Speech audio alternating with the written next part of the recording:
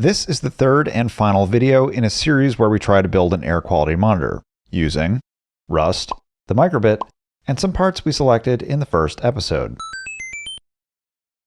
So far, we've got an I2C sensor periodically measuring CO2 concentration, which is then being displayed on the microbit's LED matrix.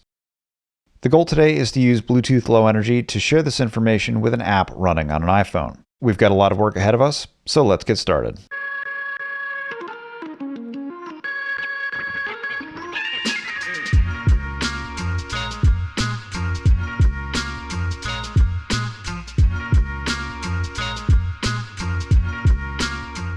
To turn the microbit into a wireless peripheral, we'll first need to learn a little bit about Bluetooth Low Energy, or BLE.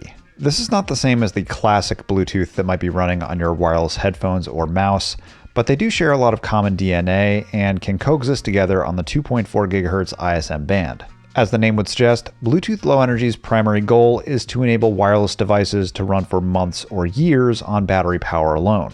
To learn more about its architecture and how to implement a BLE peripheral, we could check out the authoritative source for all things Bluetooth, the core specification. But navigating its 3,800 plus pages can be challenging, to say the least. Instead, we're going to focus on the big picture and go over any terminology or components that we'll be working with directly, and rely heavily on libraries to handle the low-level details. With that in mind, let's go over how Bluetooth Low Energy works. The main character in this story is a device with some application data that it wants to share. In Bluetooth, this is called a peripheral, and its parameters are referred to as characteristics. These have some metadata, like permissions, and get grouped into one or more services. To make itself known to other parties, the peripheral will periodically advertise its name and what it does using the generic access profile, or GAP. And this leads us to the second character in the story, the central, which scans for peripherals and can request to open a connection. This process may or may not involve some pairing, but once complete, the generic attribute profile will manage high-level communication between the parties and assign them some new roles, with the central becoming a client and the peripheral becoming a server. At this point, the client is now free to send read or write requests for various characteristics, or configure the server to send notifications when these values change. Everything we've discussed so far, the services, the characteristics, their metadata, even the high-level protocol, it's all built on top of something called an attribute. Attributes are basically key-value pairs, where the key, or attribute type, is a 128-bit UUID, and the value, well, that type depends on the key. 128 bits is great for uniqueness, but not so much for resource-constrained devices. However, there is a clever trick that basically hollows out a 2-byte namespace within a particular blessed UUID. This 16-bit shorthand can be used anywhere a full UUID is required, and the other party will know that you're talking about an attribute from the Bluetooth standard. And there are quite a few of these defined in the official assigned numbers document, particularly for characteristics. But vendors can always choose to use their own proprietary 128-bit UUIDs if they want. These UUIDs are part of what makes it possible for a health app to not care about which peripheral provides it with heart rate information, just so long as it's using an identifier that it understands. Okay. That was a quick tour of some of the high-level roles, processes, and building blocks of Bluetooth Low Energy. Underneath all that is the radio, link, and channel management. So, as we start to think about implementation, how do we break down this intricate system into more manageable parts?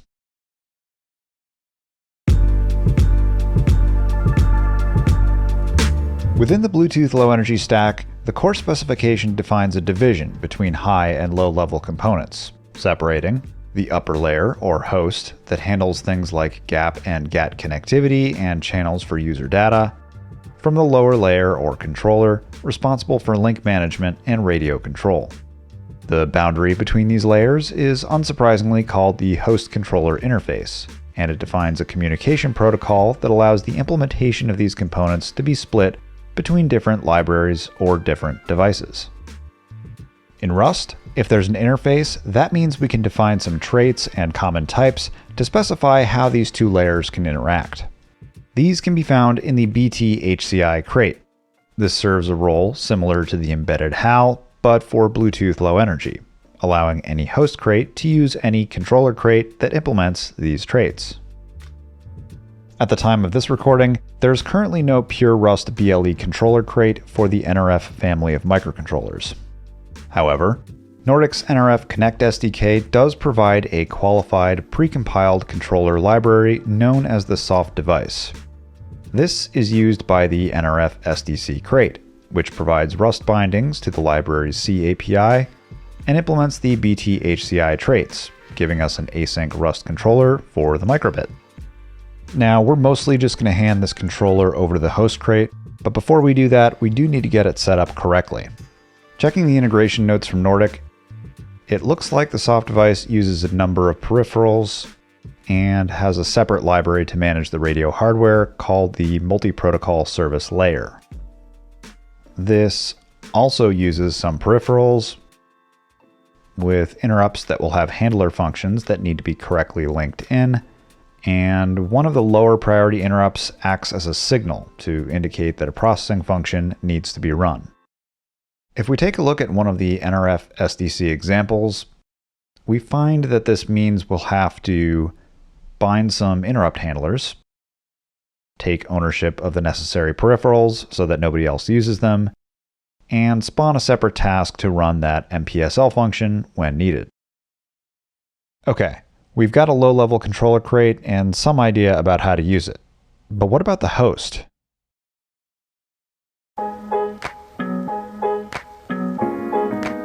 The host implementation is where we get into trouble. Not because there's no Rust crate, but because that crate is literally called trouble. The trouble host crate is where the rubber hits the road for our project. It gives us the ability to create a peripheral that centrals can connect to, and serve up whatever characteristics we want to share with them. As an added bonus, the microbit BSP crate that we're using even has a feature flag for trouble that brings in the NRF SDC controller and does most of its setup for us. As a reminder, the code for our project is up on the Rusty Bits GitHub account. And today we'll be picking up where we left off in the last episode. Kind of. Because in the last 2 weeks, there was a new release of the Trouble host crate, which requires us to use a newer version of both the microbit BSP and Embassy crates. Some minor refactoring was needed within the Sense module, so I'd recommend pulling down these changes if you haven't already. Today, I'm going to start by adding the Trouble feature flag to the board support package. This will bring in the NRF SDC controller crates, which don't have an official release just yet. So we're going to look at the microbit BSP's BLE Trouble example and grab the patch we need from their cargo.toml file. In a few months, I'd expect all of these patched dependencies to be available on Crates.io, but as of this recording, this is the way. With the BSP giving us a controller, now we can finally add the Trouble host crate to give us a complete BLE stack. Next, we can use the BSP to help get our controller initialized. It's already staked claim to most of the peripherals that it will be using, just 2 stragglers remain. Assuming everything goes well here, this is going to return a tuple of the soft device controller and the multi-protocol service layer. All of the remaining BLE related code is then going to be placed into a new module. In here, we'll start by defining an async run function that takes the soft device controller, a static lifetime reference to the multi-protocol service layer, and we'll also need the spawner.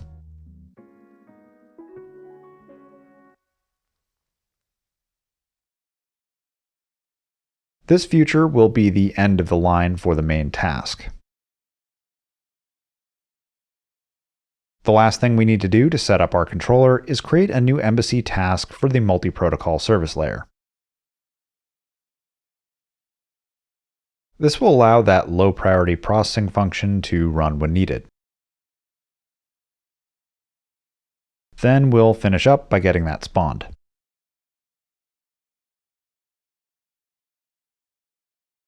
That takes care of getting the controller set up with the resources that it needs. To see what's next, let's return to the BLE trouble example from the microbit BSP crate. Depending on when you watch this video, the trouble API may look a little different, but the broad strokes should be roughly the same. Our code is going to be very similar. So what I'm going to do is bring this in one piece at a time and discuss what each part does, why it's important, or just what you should be aware of. Okay, here we go.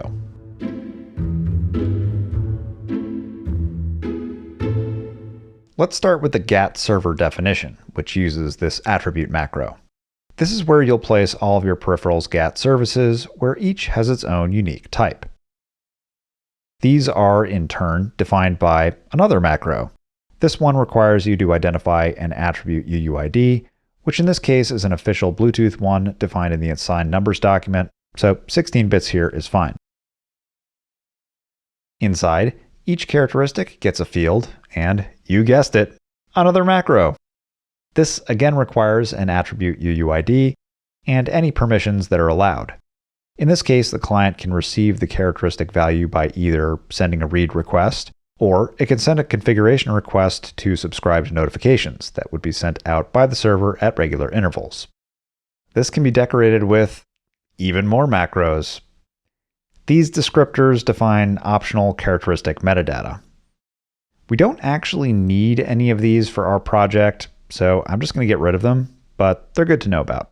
And obviously, we're also not going to be using either the battery service or the battery level, but at this stage, we don't know what exact attributes we'll need, so let's just run with this for now. The end result of all of these macros is a GAT server type that knows how to communicate with a connected client and holds an in-memory representation of all of your characteristic values.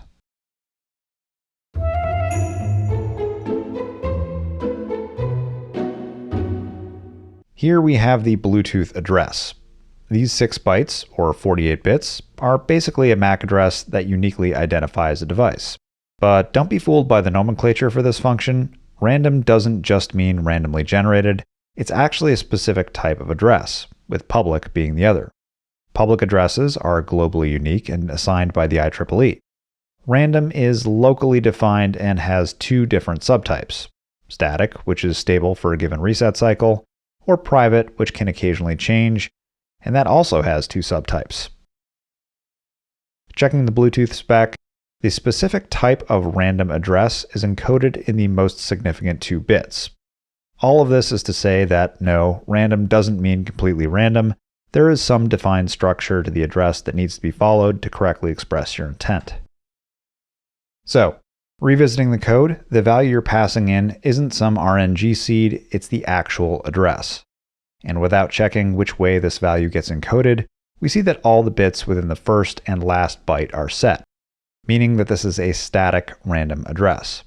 It's relatively stable, meaning that the client will remember any services and characteristics it discovers on the first connection. So if you're adding or removing characteristics during development, you'll probably want to tweak this value between tests.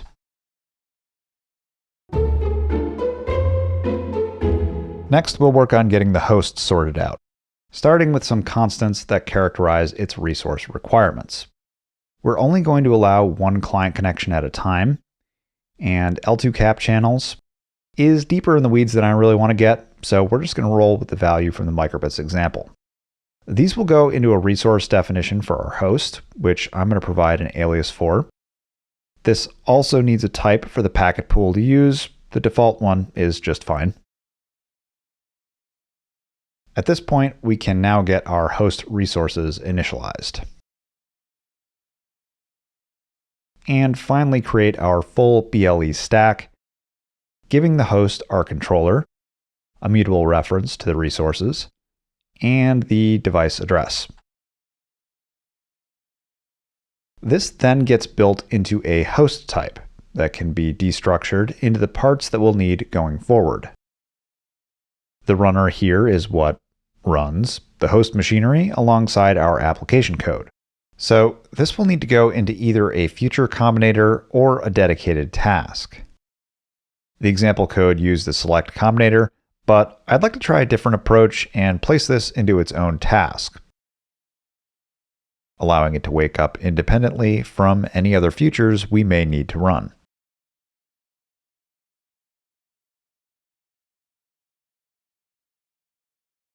And I can already see an issue coming.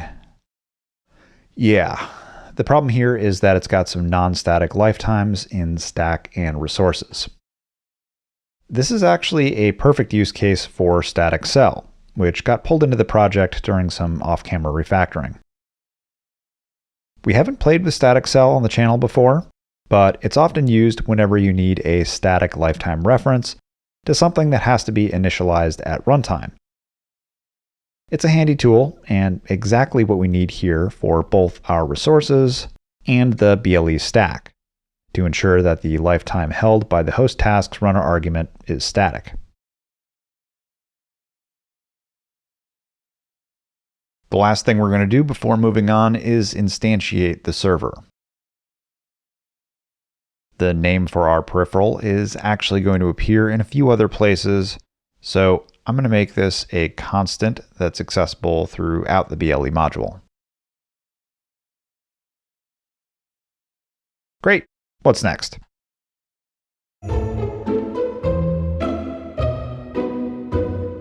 With our peripheral and server set up and ready to go, the next step is to begin advertising. We'll start with an async function that takes a mutable reference to our peripheral and update this definition as we go. The advertising data is going to be held in a 31-byte array. And that particular limit is defined in gap. So let's just make this explicit. The data itself is composed of a sequence of add structure types that we'll use this function to encode. There are a number of variants that can be included, but minimally we'll need any non-zero flags, which for most LE devices will be general discoverable and EDR not supported. We'll also want one or more service UUIDs to let the central know what we do.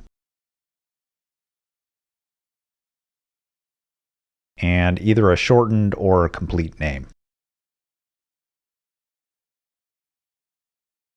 This function returns a result, identifying either the number of bytes encoded or some codec error if there's a problem. So let's grab the length and early return on an error. At this point, we will have to update the function signature.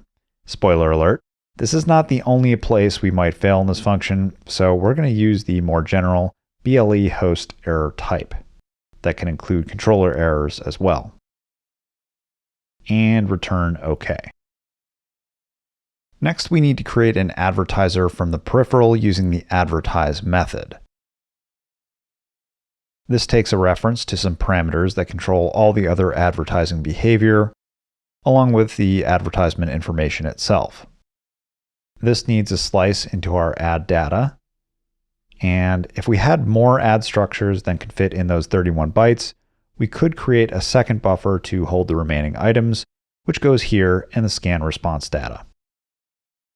Now we can start advertising, and hopefully we get a connection. If we do, we're going to convert this into a high-level GATT connection that allows our server to handle the low-level data parsing and attribute protocol. And this is what we'll return. To clean this up, we'll need to bring in a reference to the server and change the return value to a GATT connection, where we'll find two lifetimes that need to be identified. One comes from the low-level connection called stack, which can be traced back to the advertiser that created it and the peripheral that created the advertiser. Let's represent that with a new lifetime tick A. The second lifetime is more straightforward. The GATT connection is capturing the reference to our server, so we need to create a lifetime for that as well.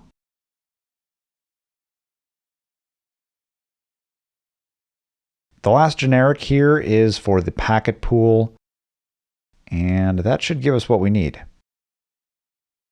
Now we can finally get to our event loop, where we'll try advertising our peripheral.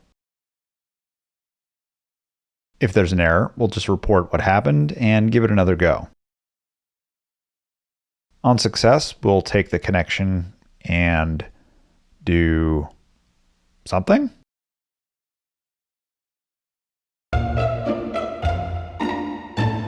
Now that we have a connection to the client, it's time to fulfill the role of attribute server.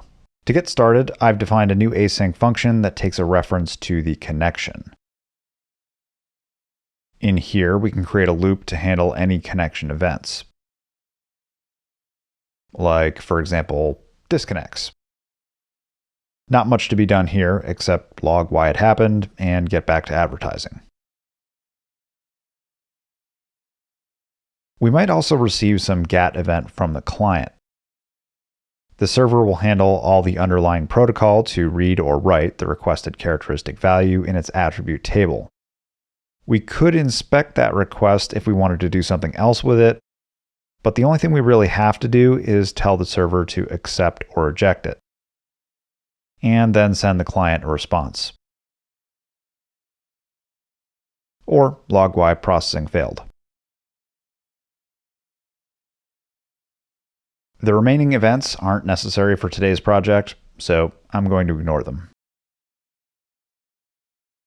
At this point, we've got a fully functioning BLE peripheral, but it's serving up battery level information and not CO2 parts per million. There is a CO2 concentration characteristic in the assigned numbers document that we could use, but the main issue is what app is going to receive and display this information. I mean, we're not writing an app, right? Right?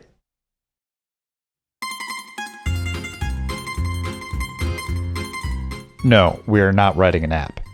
If we have to, there are several BLE development apps that we could use, like Light Blue, which is pretty handy if you need to do some debugging. But I was kind of hoping we could find something more like the app that goes with the RNet sensor, RNet Home, which is, it's nice.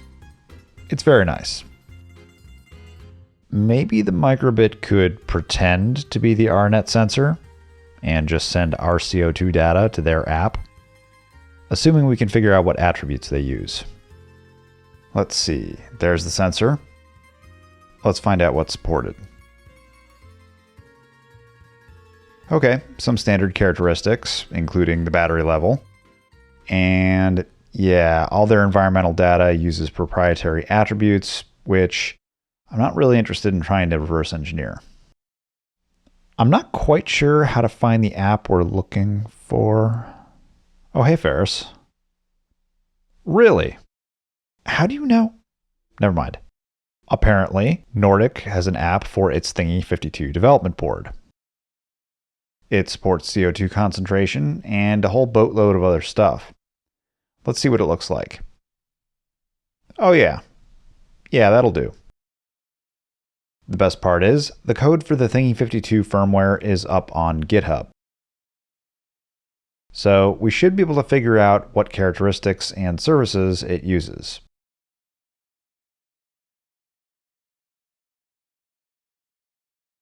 Oh, Ferris. Hey, Ferris. Come see this. We're back into the sea. I'll have to...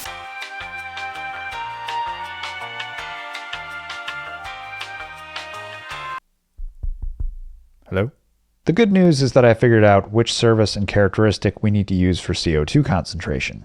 The bad news is that there are 36 other attributes that are supported, and I'm not sure how tolerant the Thingy app is going to be if almost all of those are missing. So, I did the not so smart thing and added support for all of them, just to be safe. Mind you, these aren't really functional, they just sit in the server's attribute table with their default value and don't get updated, but that should be enough to make the app happy. Instead of going through all that code, I'll show you how I got the CO2 characteristic implemented, and then we'll jump into the future to test the full gamut against the app.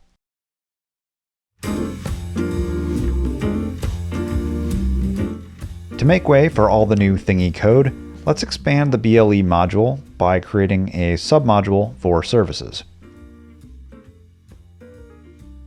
The Thingy52 uses its own proprietary attributes, so like Bluetooth, it has a unique 128-bit UUID that includes a 16-bit carve-out to represent their attribute types. In the near future, I'll be defining a lot of these attributes, so I'm going to create a new type to represent their shortened UUID.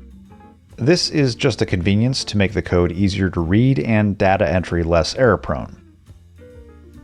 We actually need the full 128 bits when providing these to service and characteristic definitions. And this from implementation will handle that conversion for us. Okay, next I'll make yet another submodule for the Thingy environment service, where the CO2 characteristic and friends will live.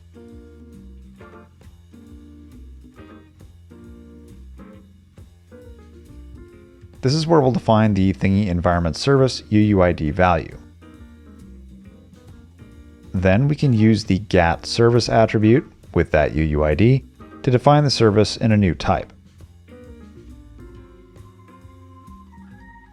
The CO2 value lives in a Thingy characteristic called gas. This is not a primitive type because it also contains a value for total volatile organic compounds in parts per billion, which we're not going to use. This has the same basic shape as the C code it's derived from, but obviously it's a Rust structure. To make its in-memory representation the same, we need to make it repr C and also packed. Characteristics need to have a default value, which can be derived for the primitives it contains. We'll also have to give it a constructor that at least passes in the CO2 PPM value. We're not going to support TVOC, so that can always be 0. And the last thing we need for our characteristic value type is to implement one of the GAT value traits, which identifies how to serialize and deserialize the structure. This is a packed C structure, so its size is just that of self. And serialization, I mean, it's a packed C struct containing some primitives, so it's already serialized in memory. So creating a slice is just a matter of recasting a pointer to self as a U8 pointer with the packed structure size. This is safe because the slice and struct have the same address and size, and every byte within a packed C struct containing primitives always has a valid value. To deserialize, well, first we've got to verify that the slice has the right length, and if not, return an appropriate error. Otherwise, let's try a safe route this time. One approach could be to create a chunk iterator, where the chunk size is 2 bytes. Then, we could get each value by parsing the next chunk, or 2-byte slice, as a 2-byte array. And that is a lot of unwrapping. If there is a better safe way to do this, please let me know in the comments below. Okay, now we can finally place this into our service table and add the characteristic attribute with the UUID, and in the Thingy52 firmware, notify is the only allowed permission. That does it for the service and characteristic definition. Now we can add it to the server, getting rid of all the battery stuff.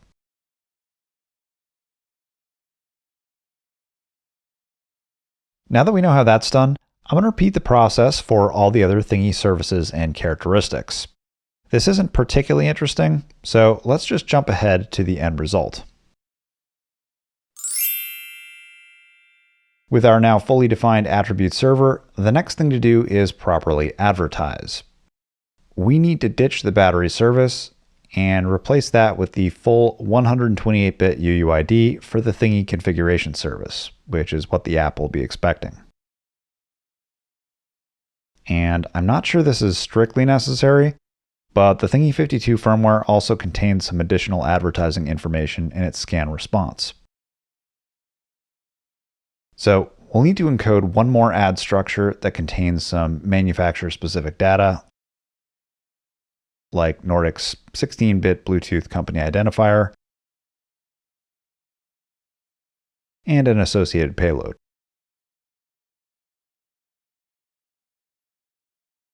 Then we'll finish up by passing that into the advertise method.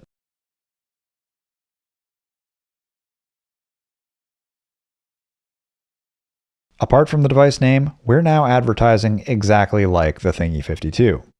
If the app decides to connect, our attribute server will automatically handle incoming read or write requests to any of the characteristics. That leaves us with two remaining issues. First, the CO2 characteristic value needs to be kept up to date with the latest sensor measurement. And second, the only allowed permission for this characteristic is notify, which means our client can't poll for this with read requests. It expects to be able to configure the server to periodically send notifications that contain this value. So, to address both of these issues, what we need is a new async function that runs alongside our GAT event processor during an open connection.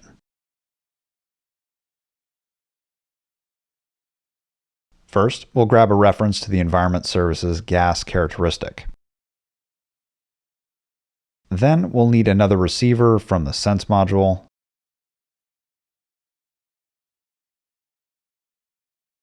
And we'll have to update the number of consumers so that this doesn't panic. Now we can start writing our event loop by collecting the most recent CO2 measurement. This time I'll be using changed so that the notification rate matches the sensor's periodic update rate, which defaults to once every 5 seconds. With that, we can now update the characteristic value using the notify method. This will also send the value to the client if they've enabled notifications. This is fallible, so it's probably a good idea to at least log a warning if something goes wrong. The very last thing we need to do for this whole project is add in a future combinator from the Embassy Futures crate.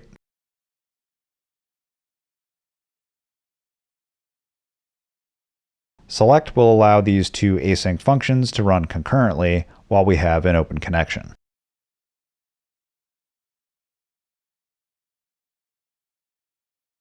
And that's it. Time to find out how we did.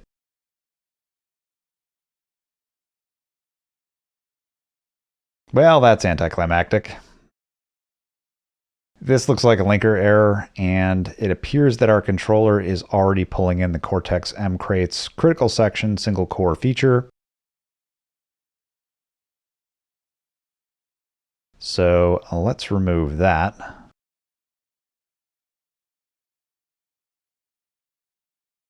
All right, take two. So far, so good. It looks like it's advertising. Nice. Let's go into the app. Add a new thingy. There it is. Nice. Connecting. Okay, that's us. And there's our CO2 PPM. That is freaking awesome. In this series, we've come a long way in a relatively short period of time. And while this video has reached its final destination, for you, maybe not. You could pretty easily add temperature and humidity support using a similar process. And the microbit has lots of additional I/O and a built-in accelerometer. So you could also get other app features working as well, if you've got the moxi. That's it for today. Thank you so much for watching, and I'll see you next time.